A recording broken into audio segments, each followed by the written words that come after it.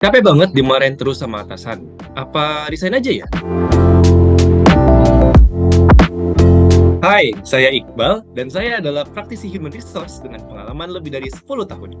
Di tempat kerja, rasanya nggak mungkin kita senang terus. Pasti ada hal yang kita bikin sedih, bikin kecewa, bahkan sampai bikin frustrasi juga. Nah, tapi kita harus bisa bedain nih, mana yang masih wajar dan mana yang bisa jadi pertimbangan kita untuk cari opportunity di tempat lain.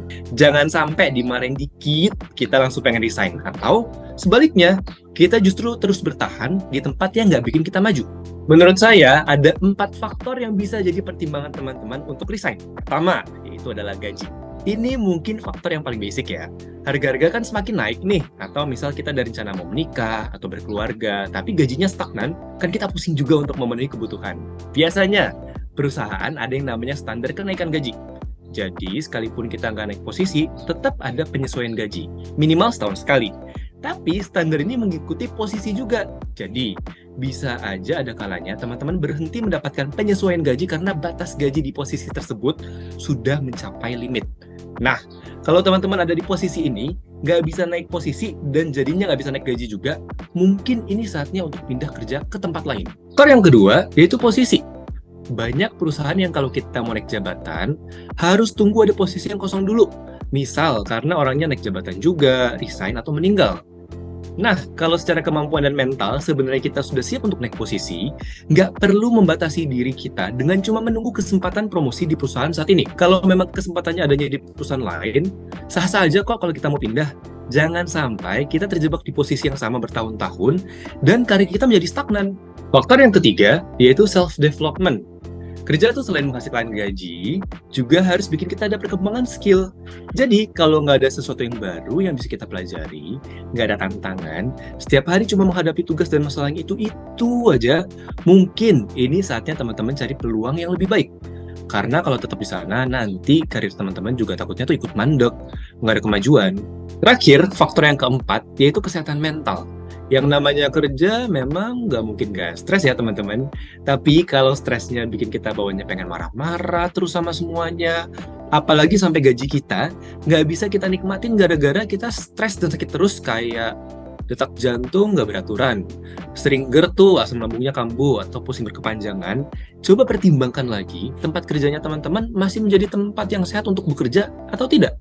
Resign itu bukan sebuah keputusan yang gampang teman-teman, karena cari kerja sekarang juga nggak gampang loh. Pesanku, sebelum memutuskan untuk resign, perhatikan 3 hal berikut. Pertama, menurut saya, teman-teman perlu berusaha stay di suatu perusahaan selama minimal setahun. Karena seenggaknya di CV udah ganti tahun juga, jadi kelihatannya bagus. Less than that, terlalu cepat. Dan sebagai HR nih, saya sendiri akan sangat menghargai orang yang bisa bertahan di perusahaan lebih dari 2 tahun. Dan melihat tren rekrutmen sekarang, kayaknya jarang nih orang-orang bisa bertahan lebih dari 1,5 tahun. Kedua, pastiin teman-teman resign bukan karena ikut-ikutan. Memang punya teman kantor itu menyenangkan, tapi kalau mau resign karena bestie kantor resign, please keep in mind, karir dia tuh bisa jadi berbeda di tempat barunya. Sementara karir teman-teman belum tentu mengikuti.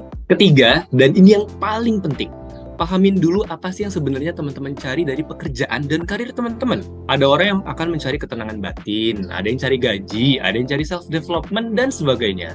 Semua sah-sah aja, dan ketika teman-teman tahu apa yang sebenarnya teman-teman cari, jadinya lebih mudah untuk memutuskan apakah sebaiknya bertahan atau resign.